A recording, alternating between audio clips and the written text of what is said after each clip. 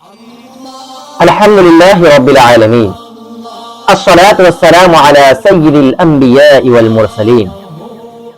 محترم سامعین و ناظرین، السلام علیکم ورحمۃ اللہ وبرکاتہ. امید سامعین و ناظرین کہ آپ خیر و عافیت کے ساتھ ہوں گے. الحمدللہ آپ لوگوں کی دعا سے اور اللہ اس کے رسول کے کرم سے میں بھی خیر و عافیت کے ساتھ ہوں. آج میں آپ کو ایک ماں اور دو بیٹے کا واقعہ سنانے والا ہوں. ایک ماں کے دو بیٹے تھے. چھوٹا بیٹا کہیں باہر رہتا تھا اور بڑا بیٹا گھر پہ ہی رہتا تھا، ماں کی خدمت کرتا تھا. ماں کی بہت خدمت کرتا تھا، ماں کے ناز و نخرے پالتا تھا، ماں کے ہمیشہ جی حضوری میں رہتا تھا. جب ماں کو دوا کی ضرورت پڑتی دوا دیتا، جب کھانے کی ضرورت پڑتی کھانا دیتا، جب پانی کی ضرورت پڑتی پانی دیتا. ہمیشہ ماں کی خدمت کرتا تھا، کبھی ماں کو تکلیف نہیں ہونے دی. ماں کی بہت خدمت کرتا تھا بڑا بیٹا، اور چھوٹا بیٹا باہر رہتا تھا. ایک دن ایسا ہوا کہ چھوٹا بیٹا باہر سے گھر لوٹا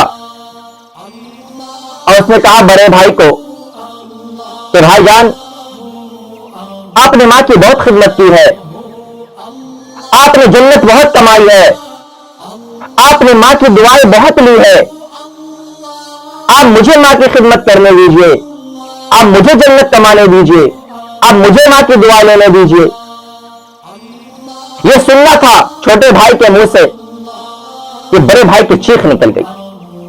وہ زارو قطار رونے لگا، منتیں کرنے لگا، کہنے لگا کہ تم مجھ سے ماں چھیننا چاہتے ہو، میں تمہیں ماں نہیں دے سکتا. اسی بات پر دونوں بھائی میں بحث ہونے لگی. بات محلے والوں کو پتا چلا. بڑا بھائی کہہ رہا ہے کہ میں ماں کی خدمت کروں گا، چھوٹا بھائی کہہ رہا ہے کہ میں ماں کی خدمت کروں گا. محلے والے آئے، محلے والوں سے فیصلہ نہ ہو پایا تو معاملہ وقت قاضی کے پاس چلا گیا. معاملہ کورٹ میں گیا، جج کے پاس معاملہ پہنچ گیا کہ ماں کس کے پاس رہے گی، بڑے بیٹے کے پاس یا چھوٹے بیٹے کے پاس. ماں کی خدمت کون کرے گا، بڑا بیٹا کرے گا یا چھوٹا بیٹا کرے گا. دونوں کے دلائل زبردست دلائل ہیں، سب کے اپنے اپنے دلائل ہیں. بڑے بیٹے کے اپنے دلائل ہیں، چھوٹے بیٹے کے اپنے دلائل ہیں. اب دونوں کے دلائل زبردست دلائل ہیں. کسی کے دلائل کو چھوٹا نہیں سمجھا سکتا، کسی کے دلائل کو کمزور نہیں سمجھا جا سکتا. معاملہ وقت قاضی کے پاس چلا گیا. جب معاملہ وقت قاضی کے پاس گیا تو قاضی نے معاملہ کو دیکھا، معاملے کو سمجھا. بڑا بیٹا اپنی دلائل دے رہا ہے ماں کی خدمت کرنے کے لیے، چھوٹا بیٹا اپنی دلائل دے رہا ہے ماں کی خدمت کرنے کے لیے. چھوٹے بیٹے کے دلائل ہے کہ آپ کے بہت عمر ہو گئے، آپ کو خدمت کی ضرورت ہے، آپ ماں کو میرے حوالے کر دیں، میں ماں کی خدمت کروں گا. اور بڑا بیٹا کہہ رہا ہے کہ میں جنت کماؤں گا، میں ماں کی خدمت کروں گا، میں ماں کی دعائیں لوں گا. وقت قاضی سے فیصلہ نہیں ہو پایا. وقت قاضی نے اس کے ماں کو عدالت میں بلایا اور ماں سے پوچھا کہ آپ کس کے پاس رہنا چاہتی ہیں، بڑے بیٹے کے پاس یا چھوٹے بیٹے کے پاس.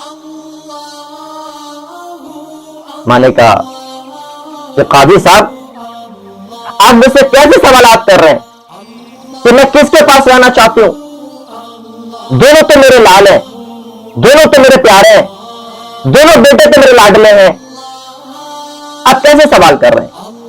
آپ تو ایسا سوال کر رہے ہیں کہ آپ کے پاس دو آنکھ ہے، پہلا رکھنا چاہتے ہیں یا دوسرا. یہ سوال تو ویسے ہو گیا نا، تب کیسے سوال کر رہے ہیں مجھ سے؟ تو میرے لیے دونوں بیٹے پیارے ہیں، میں دونوں کے پاس رہنا چاہتی ہوں. فیصلہ وہاں بھی نہیں ہو پایا. بھائیو، اس واقعے کی وجہ سے یہ سمجھ میں آیا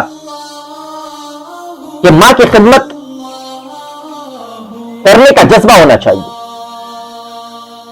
جس کے اندر ماں کی خدمت کرنے کا جذبہ ہے تو اس کے اندر دنیا کی ہر چیز کرنے کا جذبہ ہوتا ہے. دیکھیے نماز پڑھنا اچھی بات، روزہ رکھنا اچھی بات ہے، حج کرنا زکات دینا اچھی بات ہے، مگر صرف نماز پڑھ کے روزہ رکھ کے زکات دے کے حج کر کے جنت نہیں کمایا جا سکتا. اگر ماں کی خدمت نہ کی تو یہ نماز روزہ حج زکات آپ کے سب ضائع ہو جائیں گے. ماں کی خدمت ہی آپ کو جنت میں لے کے جا سکتی ہے. اسی لیے نماز روزہ حج زکات کے ساتھ ساتھ ماں کی خدمت بھی کیجیے. اگر آپ نے زکات دیا، حج کیا، نماز پڑھا، روزہ رکھا اور ماں کی خدمت نہیں کی تو آپ جنت میں نہیں جا سکتے. اگر جنت میں جانا چاہتے ہیں تو ماں کی خدمت کریں، تب آپ جنت میں جائیں گے، ورنہ آپ جنت میں نہیں جا سکتے. ماں کے قدموں کے نیچے جنت ہے. اسی لیے جنت اگر پانا چاہتے ہیں تو ماں کو راضی کیجیے.